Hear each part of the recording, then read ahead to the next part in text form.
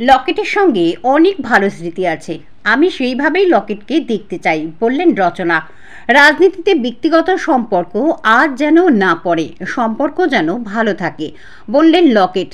মানুষের জন্য কাজ অনেক বাস্তব এবং কঠিন মনে করিয়ে দিলেন রাজনীতিতে সিনিয়র লকেট। হুগলি লোকসভা কেন্দ্রে যুযুধান দুই প্রার্থীর সৌজন্যের বার্তা। হুগলি কেন্দ্রের এবার তারকা যুদ্ধ। লকেট চট্টোপাধ্যায় বিদায়ী সাংসদ, তাকে আবার প্রার্থী করেছেন বিজেপি। তৃণমূলের রচনা বন্দ্যোপাধ্যায় সবে রাজনীতির ময়দানে এসেছেন। হুগলি কেন্দ্রে লড়াই কঠিন। প্রায় এক মাস ধরে প্রচার চলছে সব দলের। 1 ইঞ্চি জমিও ছাড়তে চাইছেন না কেউ কাউকে। সে তো ভোটের লড়াই, কিন্তু যারা একসঙ্গে দীর্ঘদিন সিনেমা করেছেন সেই দুজনের সম্পর্কের সমীকরণ কেমন, কি ভাবেন একে অপরের ব্যাপারে? অনেকেই মনের এমনই প্রশ্ন। আজ চুচড়াতে ছিলেন লকেট চট্টোপাধ্যায় ও রচনা বন্দ্যোপাধ্যায়। রচনা তার এক সময়ের সতীর্থ লকেট সম্পর্কে বলেন, দুজনেই এত ভালো ভালো ছবি করেছি, এখনও যদি আমি আর লকেট সামনাসামনি বসে সারা রাত কেটে গেলেও আমাদের কথা শেষ হবে না। আমরা যখন সিনেমা করতাম আমাদের বন্ডিংটা ভীষণ স্ট্রং ছিল।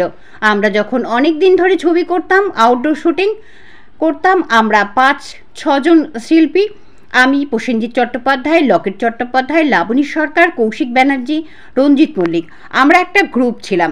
শুটিংয়ের পরে জমতো আড্ডা। হয়তো প্রসেনজিৎ হারমোনিয়াম বাজাচ্ছে, লকেট গান করছে, আমি তবলা বাজাচ্ছি। এই রকমও হয়েছে। সেই স্মৃতিগুলোও ছিল খুব ভালো। আমি সেই স্মৃতি নিয়েই লকেটকে আমার কাছে রাখতে চাই। লকেট বলেন, রাজনীতিতে বাইরে যে কজন বন্ধু আমার আছে, আমি তাদের কাছে সাংসদ না, আমি সেই লকেট। আমাদের অনেক সময় হাসি মজার কথা হয়তো ভুল করে কিছু বলে ফেলেছি, সেটা নিয়ে খুব মজা হতো। বুম্পাদা বলে, সেই লকেট এখন এই। আমি আমার পরিচয়টা সেরকম সাধারণ হিসেবেই রাখতে চাই। আমি হয়তো সাংসদ আজ আছি, কাল কি হবে জানি না। আমি 10 বছর অভিনয়ের জায়গাটা ছেড়ে এসেছি, তাই যোগাযোগটাও হয়তো কিছু কমে গেছে, কিন্তু স্মৃতিটা রয়ে গেছে। মানুষ আমাদের পরিচিতি অভিনয় জগৎ থেকেই। ওর কাছে হয়তো টাটকা আছে, কারণ ও এখনও শুটিং, ক্যামেরা, অ্যাকশনের মধ্যেই আছে। আমি 10 বছর ছেড়ে এসেছি। আমি চাই রাজনীতিতে ব্যক্তিগত সম্পর্কের আজ যেন না পড়ে, ব্যক্তিগত সম্পর্ক যেন আমাদের ভালো থাকে। রাজনীতি মানে কেউ কাউকে গালিগালাজ করা নয়, কেউ কারোর ভুল ধরিয়ে দেওয়া নয়। আমরা মানুষের জন্য কাজ করতে এসেছি এবং যে যায় বিচারধারা নিয়ে সেই কাজ করেছি। আমার মনে হয়েছে দেশকে এগিয়ে নিয়ে যেতে নরেন্দ্র মোদীর বিচারধারা রয়েছে, আমি সেই বিচারধারায় উৎসাহিত হয়েছি। ওনার মনে হয়েছে তাই উনি মমতা বন্দ্যোপাধ্যায়ের দলে এসেছেন। আগামী দিনে মানুষ ঠিক করবে কার বিচারধারা ঠিক।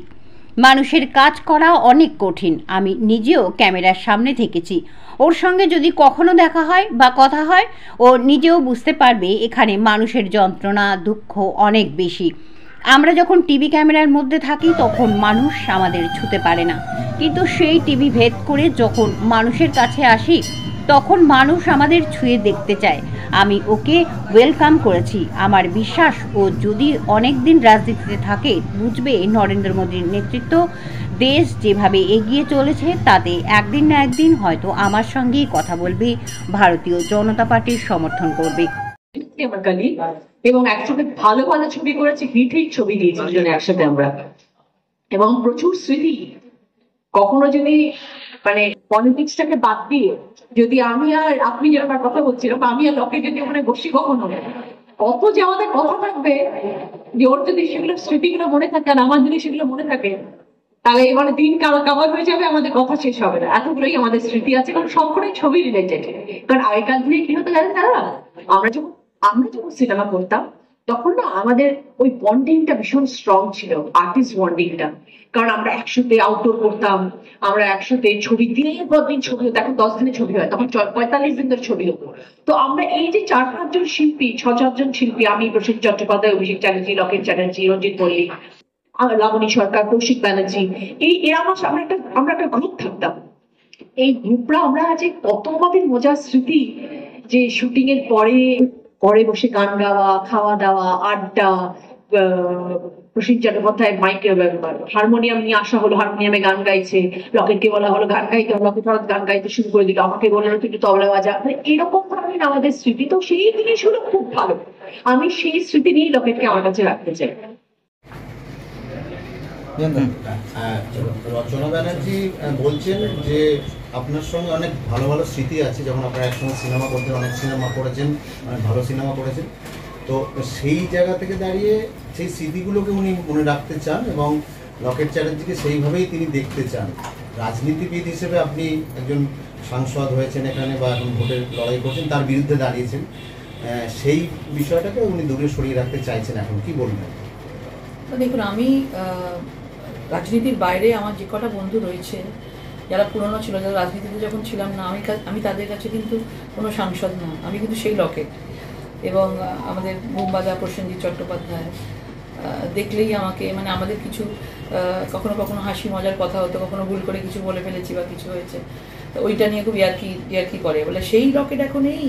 তো আমিও আমার পরিচয়টাকে ওরকমই সাধারণ হিসাবে রাখতে চাই। আমি কারোর কাছে চাইবো না যে আমি আজকে সাংসদ, আজ আছি, কাল কী হবে কেউ আমরা জানি না কিছু। কিন্তু দুজনের মধ্যে আমাদের সম্পর্কটা খুবই ভালো, কিন্তু আমি অনেক 10 বছর হলো ওই জায়গাটাকে ছেড়ে এসেছি, সুতরাং আমার যোগাযোগটা কমে গেছে আমাদের। কিন্তু স্মৃতি তো সবাই থাকে, ওর কাছে টাটকা রয়েছে, কারণ ও এখনও শুটিংয়ের ক্যামেরা অ্যাকশনের মধ্যে রয়েছে, আমি 10 বছর ধরে ওটার মধ্যে নেই। সুতরাং আমার কাছে ও যে স্মৃতিগুলোতে আছে সেগুলোতে আমারও একদম পুরোপুরিভাবে রয়েছি আমরা। এবং আমি চাই যে রাজনীতিতে কখনো ব্যক্তিগত সম্পর্কে যেন কোনো আঁচ না পড়ে, এবং আমাদের ব্যক্তিগত সম্পর্ক যেন আমাদের ভালো থাকে।